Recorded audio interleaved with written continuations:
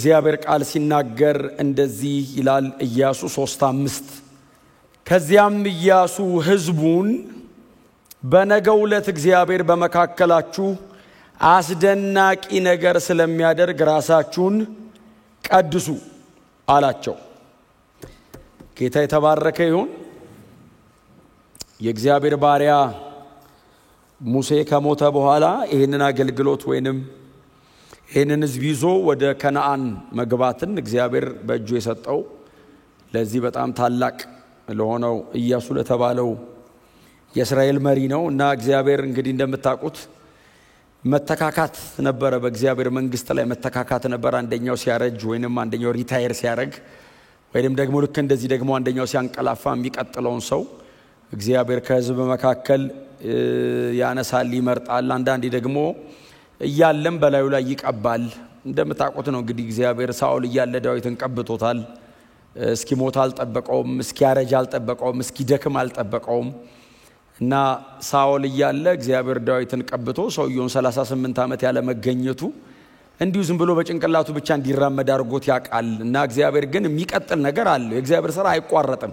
የሚተካካ ሰው የሚተካካ ነገር ካለ የእግዚአብሔር ሥራ አይቋረጥም ማለት ነው። እግዚአብሔር ዓላማው ላይ እግዚአብሔር የጀመረው ነገር ላይ በጣም ጨካኝ ነው። እግዚአብሔር በእናንተ ሕይወት ላይ የሆነ ጉዳይ ከጀመረ በእውነት በጣም ብዙ ነገር ያስጥላችኋል። በጣም ብዙ ነገር ከእጃችሁ ላይ ዞር ሊያደርግ ይችላል። በጣም የምትወዷቸው ነገሮች ከእጃችሁ ላይ ሊነጥቃችሁ ይችላል። ዞር ሊያደርግባችሁ ይችላል። ብቻ ዓላማው በእናንተ ሕይወት ላይ ካለ አንዳንዴ በእናንተ ሕይወት ላይ ያልጸለያችሁበት ነገር ሊመጣ ይችላል። ያላሰባችሁት ነገር ሊመጣ ይችላል። እኔ እዚህ ድረስ መች ጸለይኩ መች ለመንኩ እዚህ ድረስ እግዚአብሔር ሆይ ልትሉ ትችላላችሁ። እኔ ብዙ ጊዜ አነሳታለሁ።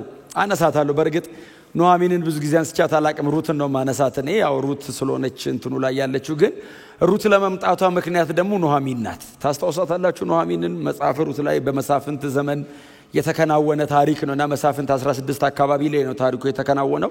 ልጅቷ ለብቻ መጽሐፍ ይዛ ስለወጣች እንጂ መሳፍንት 16 አካባቢ እነ ሶምሶን ካበቁ በኋላ አካባቢ ነው። ያኔ ነው ከቤተልሔም ወደ ሞዓብ በረሃብ ምክንያት ሰዎች መጓዝ የጀመሩት። ያኔ ነው መሃል ላይ ነው።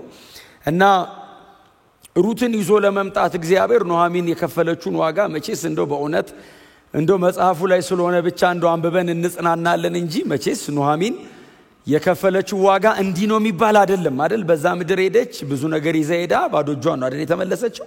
አንድ ሩት የምትባል ሴት ብቻ ይዛ ተመለሰች። ራሷ ኑሐሚን ሲሏት አረ ኑሐሚን እንዳትሉኝ ማራ በሉኝ አለች። ለምንድነው ማራ ምንልሽ? ከማን ጋር ተጣላሽ? ማን ነው ህይወትሽን ያስመረረው ሲሏት ሁሉን የሚችል አምላክ አስመረረኝ አለች። ወዴት አቤት ይባላል? ሶቨሪን ነው ሉዓላዊ ነውና ወዴት አቤት እላለሁ? ሁሉን የሚችል አምላክ ነው ያስመረረኝ ብል ታደርግልኝ ትችላለህ? አሁን ምን ሆነሽ ነው ማራ ምንልሽ? ተበለሻሽቷል ህይወትሽ፣ ተዘበራርቀሻል። እጅሽ ላይ የነበረ በጣም ብዙ ነገር ነው። ስትሄጂ እንግዲህ ባልነበራት 2 ልጆች ይዛን ሄደችው።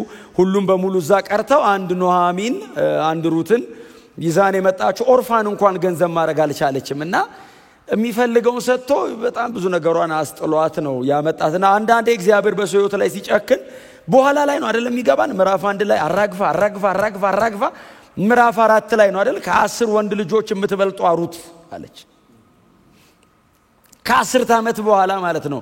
አሁን ያንን ታግሶ መራመድ በእግዚአብሔር ፕሮግራም ውስጥ ጨክኖ መሄድ ሁሌንም ነግራችሁ ክርስትና የሆነ ሰሞን ብድግ ብለን ዘለን ጣራ ምንነካው ሳይሆን መቆየት ነው። ኮንሲስተንሲ ነው። ከእግዚአብሔር ጋር በመኖር የምንማረው ነገር በጣም ብዙ አንበበን ከምናገኘው ይበልጣል። እና እንደዚህ መጽሐፍ ላይ ያሉ ሰዎች በጣም ብዙዎቹ ረጅም መንገድ ወክ አድርገው ከእግዚአብሔር ጋር አብረው ኖረው እግዚአብሔር ማን እንደሆነ በህይወታቸው ላይ ነው አግኝቶ ዲፋይን ያደረጉት። እግዚአብሔር ማለት ያሉትና ከነዛ ባለ ታሪኮች መካከል አንደኛው ዛሬ ይኸው እዚህ ያነበብነው ኢያሱ የሚባለው አውሴ ኢያሱ ይባላል። አውሴም ኢያሱም የራሱ ስም ነው። አውሴ ይባላል። አውሴም ድነት ማለት ነው። ኢያሱ ማለት እግዚአብሔር ያድናል ወይንም እግዚአብሔር ድነቴ ነው እንደማለት ነው። ሁለቱም አዳኝ ነው ድነት ነው። እና ይሄንን ብላቴና እግዚአብሔር በሙሴ ምትክ እንዲሆን ከተመረጡት ከ12ቱ ነገድ አንዳንድ ሰዎች መካከል እግዚአብሔር አይኑን በዚህ ብላቴና ላይ ጣለበት። እንደምታውቁት ከግብጽ ምድር በብላቴንነታቸው ከወጡት መካከል ከ19 ዓመት በታች ከሆኑት መካከል ከነዓን የገቡ ይሄ ልጅና ሌላኛው ደግሞ ካሌብ ይባላሉ። ሁለቱ ናቸው የገቡት። ያኛውንም እግዚአብሔር አይቶት ካሌብ እንደሌሎቹ አይደለም ልዩ መንፈስ ላይ ያለበት አለ እግዚአብሔር። ስለዚህ የረገጠውን ምድር እንዲወርስ አረጋዋለሁ ብሎ እግዚአብሔር ፕሮሚስ አረገለት። ግን እድሜያቸው ቀላል አልነበረም። አሁን በዛ ዘመን ሰው ረጅም ዘመን ስለሚኖር ከዛ አንፃር ነው ወጣት የሚመስሉን እንጂ አሁን ካሌብ የምታስተውሱ ከሆነ ኢያሱ ጋር መጥቶ እኮ እግዚአብሔር የተናገረኝን ምድር ስጠኝ አለው። ስጠኝ አሁን እዋጋለሁ ወርሳለሁ ምናምን ሲል የስንት ዓመት ሰው ነበር? 85 ዓመቱ ነው። እና ለኢያሱ የሚጠቅስለት ሪፈረንስ የዛሬ 45 ዓመት አለው። እናንተ የዛሬ 45 ዓመት በጌታ ነበራችሁ? 45 ዓመታችሁስ ነው? ታውት በጌታ ሞት እና ዩ ኮንሲስተንስ ጽናታቸውን ይዩት የት ድረስ እግዚአብሔር እንደሚከተሉትና የዛሬ 45 ዓመት በቃዴስ በርኔ የእግዚአብሔር ባሪያ ሙሴ ሲናገረኝ እንደነበርኩት ዛሬም ጉልበታም ነኝ። 45 ዓመት ይሄንን ፕሮሚስ ኪፕ አድርጌያለሁ። እግዚአብሔርን በጽናት ተከትየዋለሁ አለ። እግዚአብሔርን በጽናት የተከተለው ቤተ መንግስት አይደለም፣ ምድረ በዳን የተከተለው።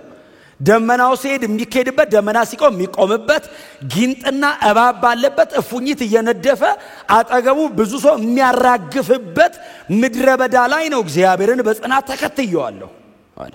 ኮንሲስተንሲ። ስለዚህ እግዚአብሔር መጣና እንዲህ ያለ ባሪያዬ ካሌብ ልዩ መንፈስ አለ ላዩ ላይ እና አወርሰዋለሁ፣ የረገጠውን መሬት እሰጠዋለሁ አለ እግዚአብሔር። እና የታመንኩ ነኝ ለዚህ ሰው እና ያ ካሌብና ይሄ ኢያሱ ሁለቱ ናቸው ወደ ከነዓን የመግባት እድል የነበራቸው።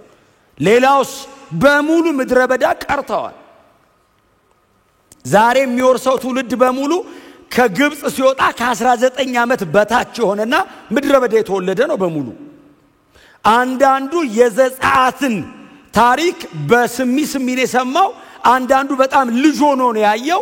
የዛሬ 40 ዓመት ገደማ የተከናወነ ታሪክ ነው። ለአንዳንዶቹ ብለርድ እያደረገ ነው። ባህር ተከፍሎ ነበር በልጅነት ትዝ ይልሃል ስትለው ይመስለኛል ይላል። ከ19 ዓመት በታች ነው፣ ምናልባት የ10 ዓመት ልጅ ሊሆን ይችላል። ዛሬ 50 ዓመቱ ነው። በ10 ዓመት ትዝ ይልሃል ስትወጣ አያስታውስም። ግን እየተነገረኝ ነው የመጣሁት። ኢያሱስ ያስታውሰዋል፣ ያውቀዋል። በእግዚአብሔር ባሪያ በሙሴ እግር ስር እግር በእግር እየተከተለ ነው የመጣው። ዛሬ እግዚአብሔር የተናገራቸው ምድር ላይ ደርሰዋል። እንደምታስታውሱት ዘዳግም 34 ላይ ሙሴ ሞቷል። ታላቅ ሰው ነው ሙሴ። እኔ መጽሐፍ ቅዱስ ከፍቼ ሳነብ አንዳንዴ እንባንባ ይለኛል እነ ሙሴን ሳነባቸው።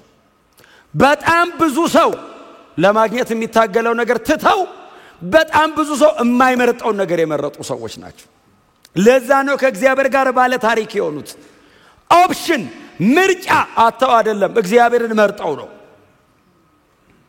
ቤተ መንግስት፣ ለዛውም የፈርዖን ቤተ መንግስት፣ በወርቅ የተንቆጠቆጠ ቤተ መንግስት፣ የፈለገውን አገር ሄዶ ባሪያ ማድረግ የሚችል አገዛዝን ትተው ከእስራኤል ሕዝብ ጋር ጭቃ ለማብኳት፣ እንደውም መጽሐፍ ከእስራኤል ሕዝብ ጋር አይደለም ከእግዚአብሔር ሕዝብ ጋር ነው የሚለው።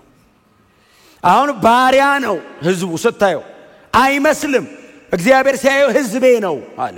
ሙሴ ያየውና የእግዚአብሔር ነው ሕዝብ፣ ከነሱ ጋር ጭቃ ማብኳት ፈርዖን ቤት ወርቅ ላይ ከመቀመጥ ይሻለኛል አለ። የወሰነ ቀን የከፈለው ዋጋ ቀላል አይደለም። ጽናት። ጎናቸው ሆኖ ሰው በጽናት ተከተለው በሉት እስቲ ንገሩት በደንብ በጽናት ተከተል በሉት። መንገዱ እንደዚህ በቀላሉ እንደምንነጋገረው አይነት ቀላል መንገድ አይደለም በእውነት። ግን ደግሞ እግዚአብሔር ጸጋ አለ። ግን ዲተርሚን መሆን ግን ይጠይቃል። ሰዎቹን የዋቸው ጨካኝ መንፈስ አልተሞሉ፣ የተለየ ጸጋ ስጦታ የሌላቸው ላይ ሕግ ነው ገና ያለው። ለዛው ሙሴ ሕግ ማያውቅም፣ ገና ሕግ ተቀባዩ ራሱ ነው። ወስኖ ጨክኖ ትቶቶቶ ያንን ምድረ በዳ ሕዝቡን ይዞ አቋርጦት ወጣ ሙሴ። 40 ዓመት ሙሉ ወክ አረገ። ከቤተ መንግስት ወደ ምድረ በዳ የወጣ ሰው ሕዝቡን ከግብጽ ወደ ከነዓን ይዞ እየተጓዘ ሄደ። ሲሞት ዘዳግም 34ን እናንተ ጊዜ ስታገኙ አንብቡት። ሙሴ ያልጻፈው ኢያሱ ሊሆን ይችላል የጻፈው። የእግዚአብሔር ባሪያ ሙሴ ሞተ ይላል። ሲጻፍ ሙሴ ሞተ አይደለም የሚለው፣ የእግዚአብሔር ባሪያ ሙሴ ሞተ። ሲሞት ሰው ሲሞት ነው አይደል እውነቱ የሚጻፈው በህይወት እያለማ ምን ይለኛልም ተብሎ አንዳንዴ እና ሲሞት እንደዚህ አለ አይደል አይኑ አልፈዘዘም ጉልበቱ አልደነዘዘም ብርቱ ነበር ሲሞት በፈርዖንና በግብጽ ፊት በእስራኤል ልጆችና በምድረ በዳው መካከል እነዛን አስፈሪ ምልክቶችና ተአምራትን እንዳደረገ እግዚአብሔርን ፊት ለፊት እንዳዋራ እንደ ባሪያው እንደ ሙሴ ያለ የለም ተባለ ሲጻፍ አየ ሙሴ ሲሞት እስራኤል ሐዘን መቀመጧ ብቻ አይደለም ኢያሱም ሐዘን ይቀመጣል ከሙሴ ቀጥሎ ማገልገል ሲቃይ ነው ኦሬዲ ሙሴ ያስቀመጠው ስታንዳርድ አለ ወይ የሙሴ አይነት መሆን አለበት ወይ መብለጥ አለበት አትሊስት የሙሴ አይነት መሆን አለበት የተለመደ የተቀመጠ ስታንዳርድ አለ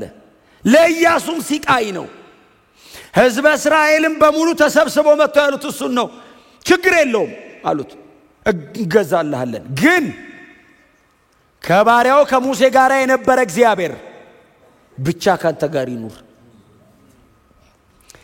በቂ ኤክስፒሪየንስ አለ 40 ዓመት ተከተለው ሙሴ እግር በእግር በጣም ብዙ ነገሮችን ሙሴ ሳይ አብረው አይታል በሙሴ መጠን ባታይም አንተ ተራራ ግርጌ ቁጭ ብለ እሱ ተራራ አናት ላይ ተቀምጦ የሆነ ብለርድ ቢያረግብም ብዥ ቢልብም አይታል የኤክስፒሪየንስ ችግር የለብህም እምንጠይቅህ ያሻካይ ነው የእግዚአብሔር ክብር ያንን ደመና አንተ ጋር ይኑር እንጂ እንገዛለን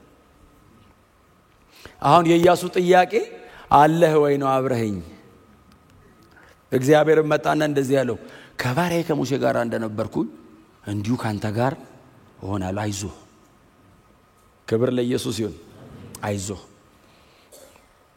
ግን ያው ታቃለኔ ዝም ብዬ እንደማለው ነው እግዚአብሔር ከኔ ጋር ሁን ስለተባልኩ ብቻ መሆን አይነት አይደለም እኔ ባሪያዬ ሙሴ ያዘዘን ትእዛዝ በቀንና በሌሊት አስብ አሰላስል አይንን ከዚህ ሕግ ላይ እንዳትነቅል ፈቀቅ እንዳትል እንደዛ ከሆነ እኔ አብሬ ሆናለሁ ይቀናልሃል ይሳካልሃል ይከናወንልሃል ቆንጆ ቀነኝ ስብከት መስበከው የመከናውን የመቃናትና የስኬት ዓመት ይሁንላችሁ አሜን በሉ ግን ስኬት የእግዚአብሔርን ሕግ በመጠበቅ ሲሆን ጥሩ ነው ስኬት በመኞት መሆን የለበትም ይሳካልኛል ተብሎ አይሆንም እንደዚህ አይነት ነገር የለም የክርስቲያና ነው ፕሪንሲፕል አለ እግዚአብሔር የሚፈልገውን ከኔ ሲያገኝ ነው ስኬት እንጂ ስኬት አንዳንድ ነገሮች አይደሉም ስኬት እግዚአብሔር ከኔ ጋር መቆሙ ነው እግዚአብሔር ካንተ ጋር ካለ ምንም ነገር አብሮ ይኖራል ያለ እግዚአብሔር ብዙ ነገር ከሚኖር ምንም ነገር ሳይኖር እግዚአብሔር ከኛ ጋር ቢሆን ለውድድርም ለንጽጽርም አይቀርብም እናንተ ምርጫችሁ እንደሱ እንደሚሆን በጣም ተስፋ አደርጋለሁ ክብር ለኢየሱስ ይሁን አብሬ ሆናለሁ ግን አለው ትእዛዜን ጠብቅ ብቻ አይደለም ያለው በቀንና በሌሊት አስባለሁ ቀጥሎስ አሰላስል እንደ ምልክት አድርገዋለሁ እዚህ ላይ ያረጋሉ አይሁዳን እዚህ ጋር አድርገዋለሁ እና አይን ሁሉ ጊዜ ሲያይ እዚህ ጋር ይይ ቶትህን ዲዛይርህን አፒታይትህን ኮንትሮል ያርግልሃል እዚህ ላይ ያርገው ቀጥሎ እዚህም ላይ ያርገው አንጠልጥል እንደ ምልክት አድርግ ያየ በሙሉ ሲያይ ከሕግ ውጪ እንዳያዋራ ዲሲፕሊን ሁን አለው እግዚአብሔር የፈለከውን እንዳትሆን ሕጉ የሚጠይቀን ስጠው ያኔ የምትፈልገውን በሙሉ ታገኛለህ እስቲ አሜን በሏ ኦሬዲ እግዚአብሔርን የሚናገረው ለመረጠው ሰው ነው አፖይንት ላረገው ሰው ነው ሕዝቤን ትመራለህ ላለው ሰውዬን ይሄንን ሁሉ ትእዛዝ የሚሰጠው ትመራለህ ብለኛልኝ ኦሬዲ በትሩን ሰተኛል ወንበሩንም ሰተኛል ሙሴም ሞቷል እንደፈለኩ አይቻልም ክብሬ አብሮ አይሆንም እኔን ከፈለከኝ አለው እግዚአብሔር በዚህ በኩል ሂድ እኔ እዚህ ጋር ነው ያለሁት እኔ ፈለኩት መንገድ ላይ እየመጣ የሚያቋርጥ እግዚአብሔር የለም የሚፈልገው መንገድ ላይ ነው የሚጠራኝ አሜን በሏ እና ከኢያሱ ጋር ዲል አድርገው ጨረሰው ወደ ህዝቡ መጥቷል የህዝቡ ልንገራችሁና ይብቃኝ እስራኤል ወደ ከነዓን መጣች ወደ ከነዓን ደረሰች እንዳልኳችሁ በጣም ብዙ ህዝብ ነው 1.2 ሚሊዮን አካባቢ ይመስለኛል ዘውልቅ መጽሐፍ ላይ ሄዳችሁ ማንበብ ትችላላችሁ። 1.2 ሚሊዮን አካባቢ ነው። ወንዶቹ ብቻ 600,000 ናቸው። ዘውልቅ ማለት ቁጥሮች አይደል? ትርጉሙ ነምበርስ ቁጥሮች እንደማለት ነው። ዘውልቅ ምዕራፍ 1 ላይና የመጨረሻው ምዕራፍ ላይ ሁለቱም ጋር ስታቲስቲክስ አለ፣ ይቆጠራል። ህዝብ ስታቲስቲክስ ይቀመጣል። ሲቀመጥ ምዕራፍ የመጀመሪያዎቹ ምዕራፍ ላይ ያለው ቁጥርና መጨረሻ ላይ ያለው ቁጥር ተመጣጣኝ ነው። የዘውልቅ መጽሐፍ ማለት ከአምስቱ የሙሴ መጽሐፍት መካከል በሳይዝ ትንሹ ነው። ረጅም ዓመት ግን እሱ ነው። 38 ዓመት ተኩል ነው ዘውልቅ መጽሐፍ። እነ ዘጸአት እነ ዘሌዋውያን እነ ዘዳግም ምናምን ባይዘው 1 ዓመት ተኩል አይሞሉም። 38 ዓመት ተኩል ዘውልቅ ነው። የእስራኤል ግን በጣም አጭሯ መጽሐፍ እሱ ነው። ብዙ ህዝብ አልቆ አዲሱ ትውልድ የተተካበት መጽሐፍ ነው እና የወጣውን ህዝብ ተክቶ እግዚአብሔር ከሥራ አውጥቷል። ሌላ እና ህዝብ እስራኤል ዮርዳኖስ ጋር መጥተዋል እና ዮርዳኖስ ፊታቸው ቆሟል። እንግዲህ የተወሰኑ እንዳልኳችሁ ነው። አንዳንዶቹ በጣም ብዥ ያለባቸው ቀይ ባህር ሲከፈል ትዝ ይላቸዋል እና ኢያሱን አይ ቲንክ ቼክ ያደርጉታል። የዛሬ 40 ዓመት ቀይ ባህር ተከፍሎ ነበር አይደል ይሉታል። አዎ ዮርዳኖስ ፊታችን ቆሟል። ምን ታስባለህ? እግዚአብሔር መጣና ኢያሱ እንደዚህ አለው፣ ይሄን ህዝብ ይዘህ ዮርዳኖስን ትሻገራለህ አለው። እኔ እኮ እግዚአብሔር እኮ ድፍን ነገር እኮ ነው የሚናገረው። አሁን አከፋፈሉ እንዲህ ነው፣ ስትከፍለው እንደዚህ ነው፣ በዚህ በኩል አድርግ አይልም። ይዘው ትሻገራለህ ነው ያለው። 1.2 ሚሊዮን ሰው በምን ጀልባ ነው የምትወስደው? የዛሬ 3400 ዓመት ምን አይነት መርከብ ብታዘጋጅ ይዞት ደሞ ዮርዳኖስ ነው። ዮርዳኖስን እንደ እዚህ ሰፈር ወንዝ ሲሞላ እኛ ጀርባ ያለው ወንዝ ሲሞላ ቀላል ነው እንዴ? ዮርዳኖስ እኮ ዮርዳኖስ ስሙ ራሱ ሞትና ፍርድ ነው። ባይዚ ትርጉሙ ዮርዳኖስ ማለት ሞትና ፍርድ ማለት ነው። ይዘው ትሻገራለህ አለው። ኢያሱስ እሺ አለ። የእግዚአብሔር ባሪያ ሙሴ ከእግዚአብሔር ጋር ያለው መንገድ አይቷል። እሺ አለ። የእስራኤል የህዝብ አለቆች በእስራኤል መካከል በህዝቡ መካከል መንቀሳቀስ ጀመሩ። ምዕራፍ 3 ላይ በህዝቡ መካከል መንቀሳቀስ ጀመሩ። ቀድመው እነዛ ሰላዮች ገብተው ምዕራፍ 2 ላይ ረዓብ ጋር ጨርሰው ወጥተዋል። የከተማይቱን ሁኔታ ኢያሪኮን ከነዓናውያን 7ቱ ነገስታትን ሰልለዋል እና ጥላቸው ከላያቸው መገፈፉን በእስራኤል አምላክ ልባቸው መራዱን እስራኤል እየተጠበቀች እንደሆነ ቀድመው መጥተው ለኢያሱ ነግረውታል። ከፊታቸው ያለው ቻሌንጅ ዮርዳኖስ ነው። የእስራኤል አለቆች በህዝቡ መካከል እየተንቀሳቀሱ በየነገዱ እንዲቀመጡ አረጓቸውና እንደዚህ ያውላቸው፣ ከዚህ በፊት ሄዳችሁ ማታቆትን መንገድ ከዚህ በኋላ ልትሄዱ ነው። አሁን ከዚህ በኋላ የምትሄዱትን መንገድ ከዚህ በፊት አልመጣችሁበትም። አዲስ ነው ይሄ መንገድ። እስከ ዛሬ ድረስ 38 ዓመት ተኩል እዛ የዞራችሁት ቃዴስ በርኔ ሲና ምድረ በዳ ላይ አንድ ተራራ ነው። 38 ዓመት ተኩል የዞራችሁት። ከዚህ በኋላ የምትሄዱት የለመዳችሁትን አይደለም። ስለዚህ ደመናውን በጥንቃቄ ተከተሉት አሏቸው። ደመናው ካልተንቀሳቀሰ እንዳትንቀሳቀሱ፣ ደመናው ከተንቀሳቀሰ እንዳትቆዩ። ህዝብ እስራኤል በንቃት ሲጠብቅ የእግዚአብሔር ባሪያ ኢያሱ ድፍን ህዝቡ ሰበሰበና እንደዚህ አላቸው፣ አምላካችሁ እግዚአብሔር ነገ በመካከላችሁ ድንቅን ነገር ያደርጋልና እናንተ ዛሬ ተቀደሱ። በጣም በታላቅ ትሕትና ጎናችን ያለውን ሰው ተቀደስ በሉት። ዝም ብላችሁ በሉት፣ ድገሙት እስቲ። ተቀደስ እስቲ ዝም ብላችሁ ጠይቁት፣ ቅድስና እንዴት ነው በሉት።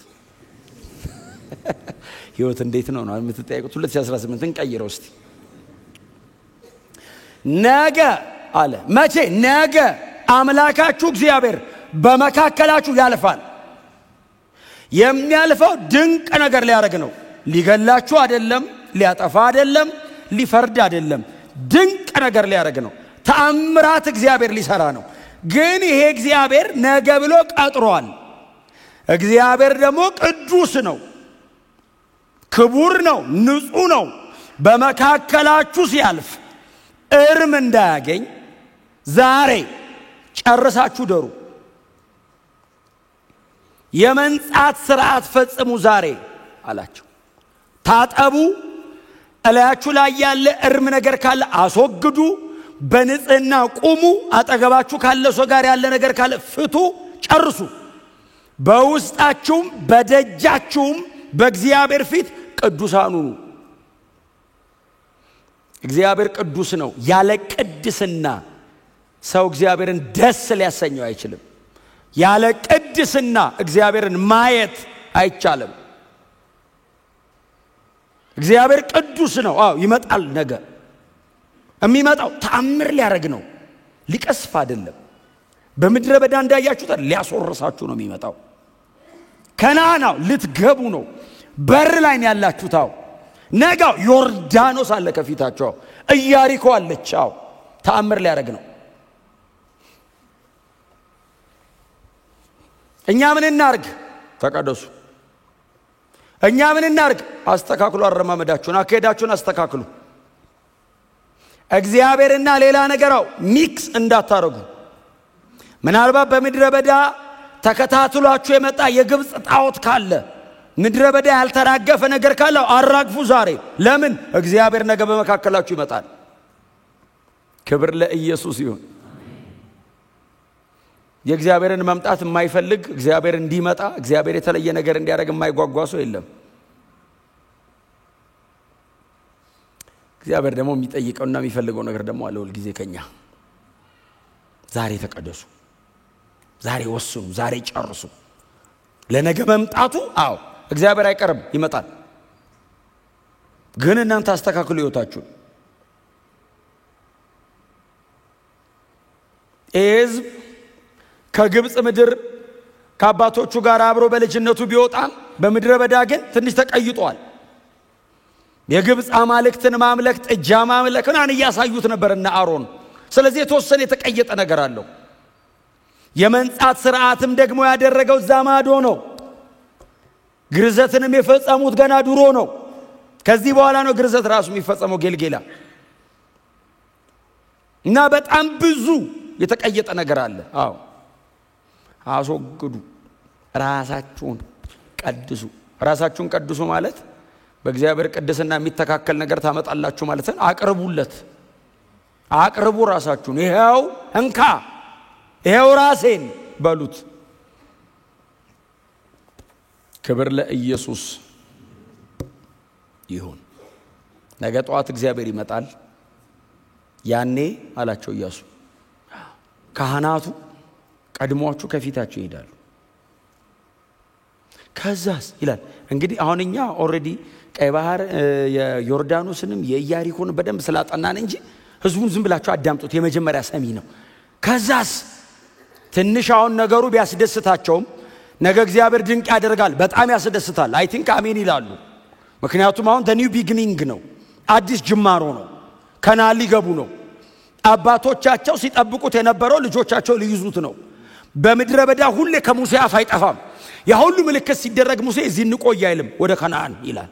ያ ሁሉ ታምራት ወደ ከነዓን። ዛሬ ሊቀበሉ ነው ከነዓንን። በቃ መጨረሻ ላይ ደርሳቸዋል። መዝጊያችሁ ላይ ናቸው። በጣም ያስደስታል። ይሄንን ደግሞ ፍጹም ለማድረግ እግዚአብሔር ነገ ይመጣል፣ ታምራት ያደርጋል፣ ድንቅ ነገር ይሆናል በመካከላችሁ። ግን ዛሬ እናንተ በንጹህ ሕይወት ጠብቁት። አታስነኩ፣ ራሳችሁን ጠብቁት በጥንቃቄ። ሕጉ የሚለውን አድርጉት። አሁን ሕጉን አናቅም ማለት አይቻልም። ዘዳግም ላይ ሙሴ ከልሶታል ለዚህ ትውልድ።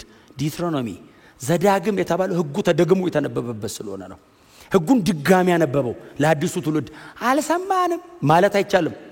አባቶቻቸው ስለሌሉ ሙሴ ለዚህኛው ትውልድ አነበበለት፣ ሕጉን አነበበለት። ይሄው ሕጉ ይሄ ነው። ለዛውም ከአባቶቻቸው በተሻለ መንገድ ትራንስሌት ሁሉ አድርጎታል። ብዙ ነገሩን እየተረጎመ እያብራራ ነው ሙሴ እንደውም ያቀረበው ለአዲሱ ትውልድ።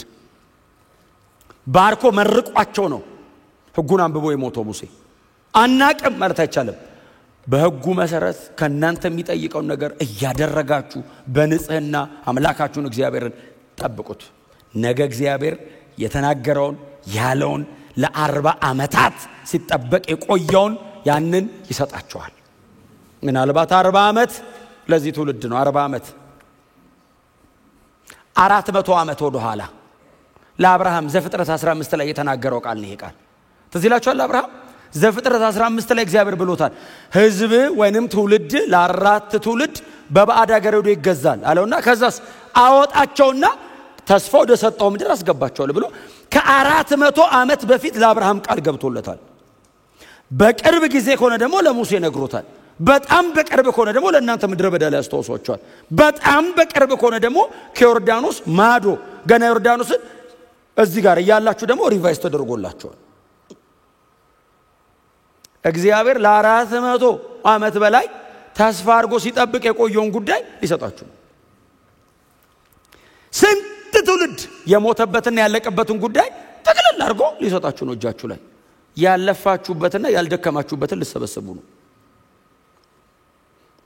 ተቀደሱ የሚለው ይከብዳል። ይሄን ሁሉ ተስፋ ለሚቀበል ሰው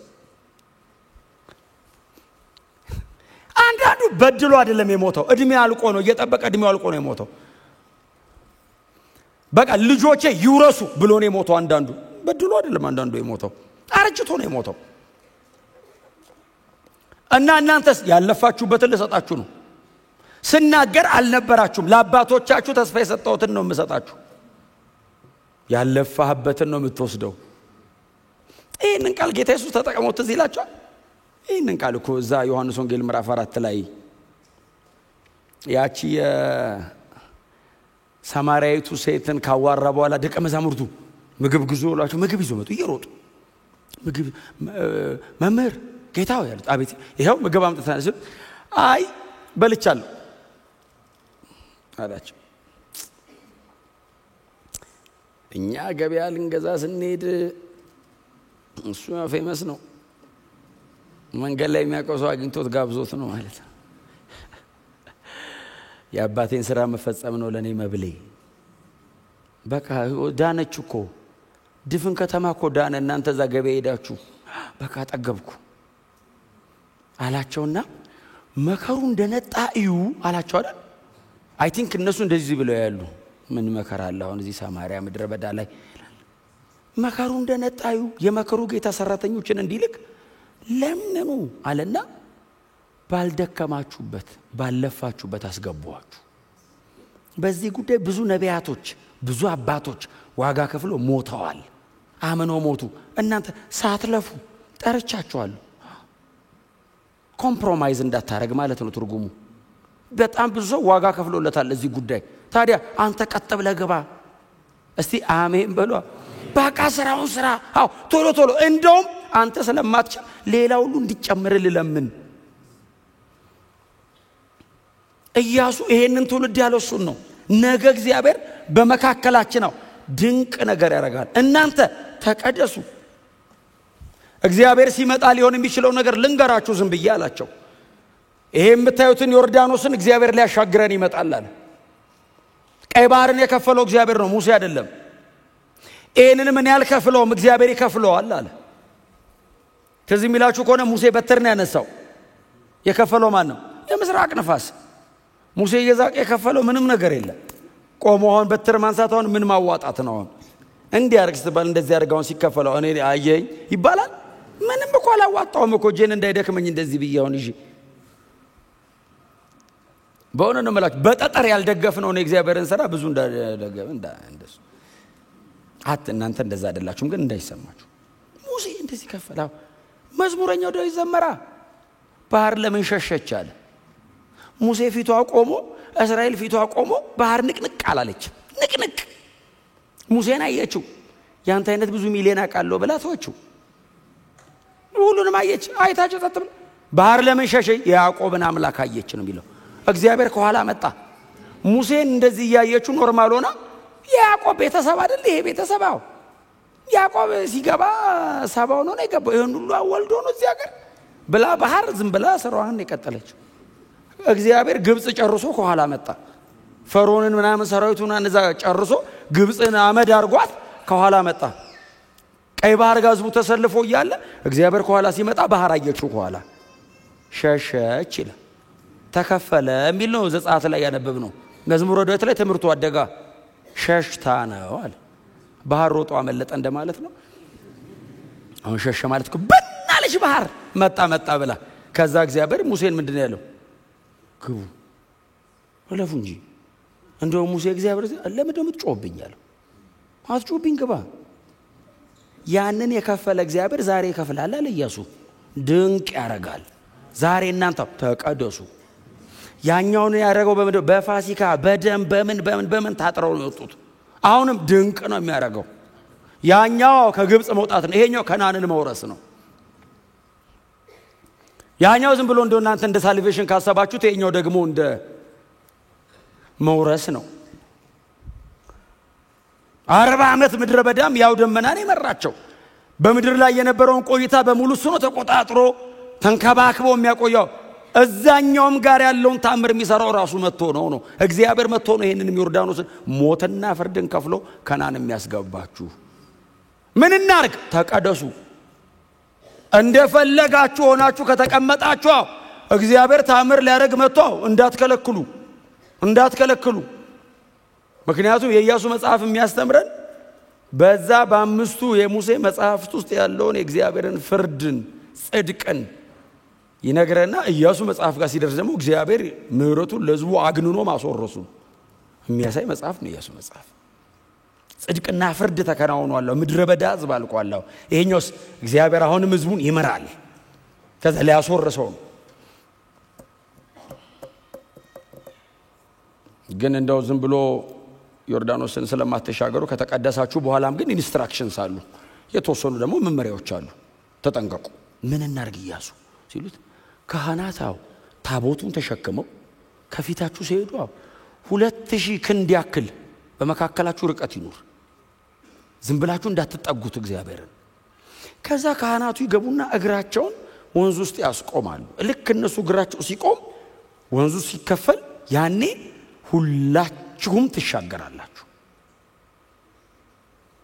እግዚአብሔር ለአባቶቻችሁ የማለው ምድር ላይ ትገባላችሁ ይሄንን ነገራቸው ጨረሰ እግዚአብሔር መጣ ኢያሱ እንደዚህ ያለው ኢያሱ አለው አቤት አለው ከሙሴ ጋር እንደነበርኩ እንዲሁ ካንተ ጋር ሆናለሁ አለውና ዛሬ በዚህ ሕዝብ መካከል አንተን ከፍ ማድረግ ጀምራለሁ አለው ስለማያከብሩህ አይደለም አለው ከዚህ ቀን ጀምሬ ግን አንተ ነው ከፍ አደርጋለሁ በዚህ ሕዝብ መሃል ከፍ አደርጋለሁ እንዴት አርገ ቀይ ባህር ይከፈላል አለው ኢያሪኮ ይሰምጣል ፀሐይን አቆማለሁ በበረዶ ድንጋይ ይዋጋለሁ 31 ነገስታት ከፊት አስወጣለሁ በዚህ ሕዝብ መሃል ድል ሰጥቼ ከፍ አደርጋለሁ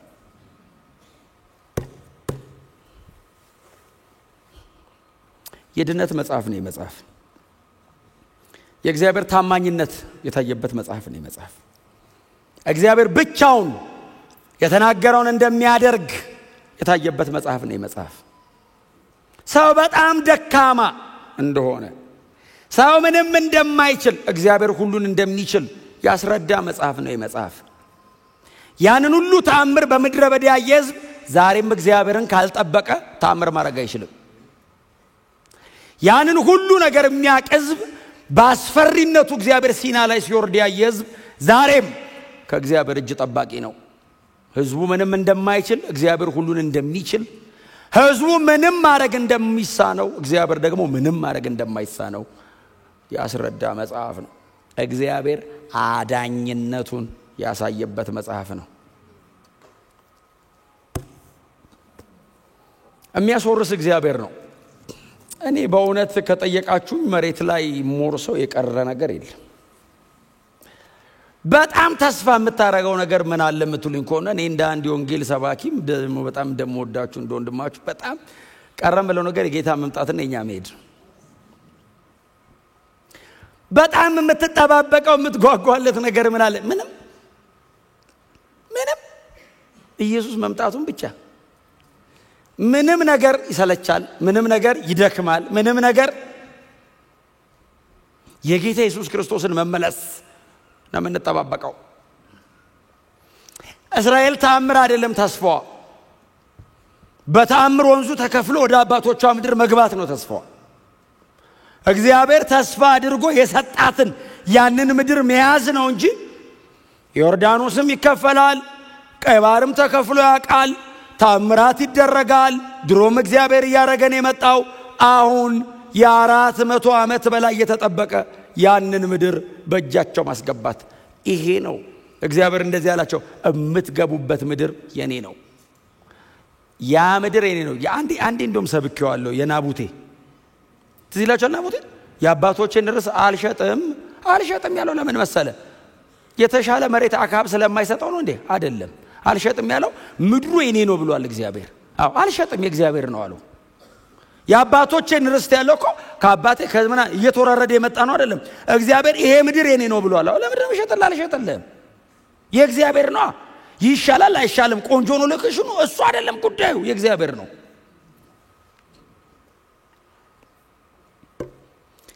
ተስፋ የምናደርገው ደግሞ ነገሮች በሙሉ እያበቃላቸው የምንጠባበቀው የጌታ የኢየሱስ ክርስቶስን መመለስ ብቻና ብቻ ነው።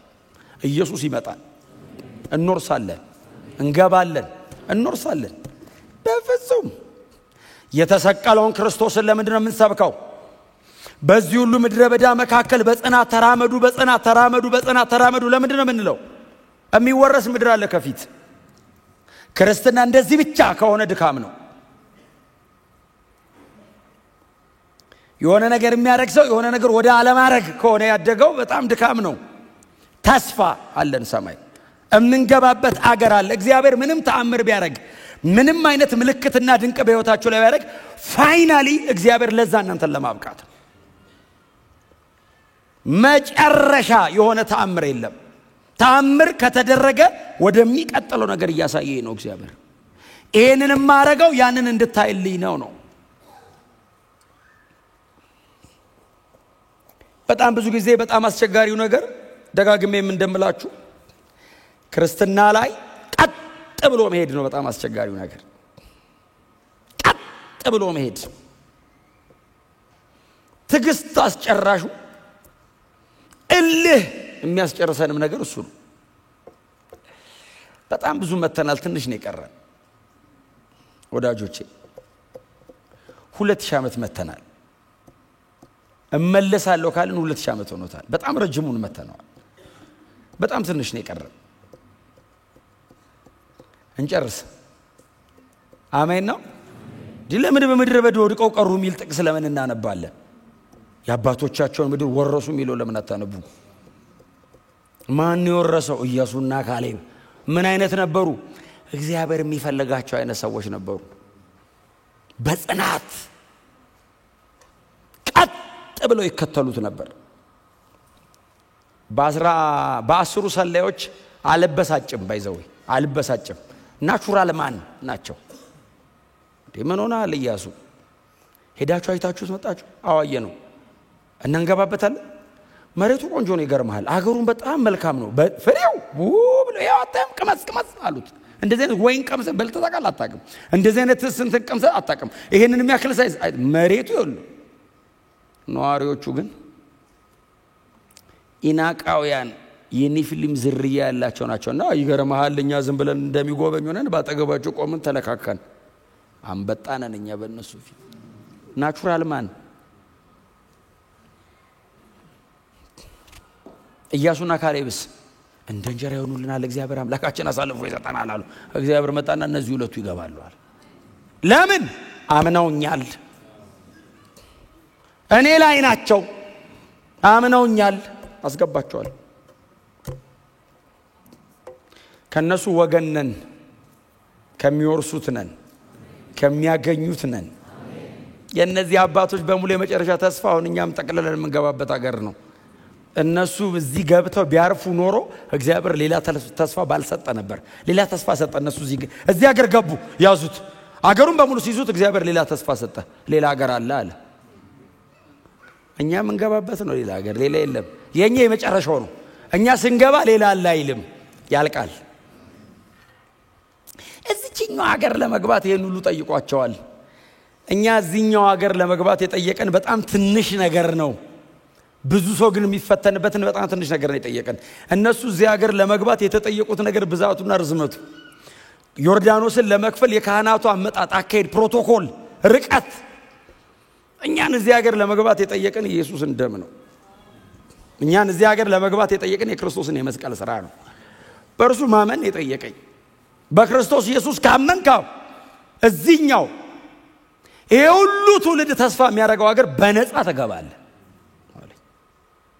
ቅድስና እሱም ቅድስና ነው ፖዚሽናሊ በእውነት ደግሞ አንተ ፕራክቲካሊ ደግሞ ትቀደሳለህ ኮናቸርሱ ተቀደስ በሉት ደግማችሁ ነገሩት ተቀደስ ብቻ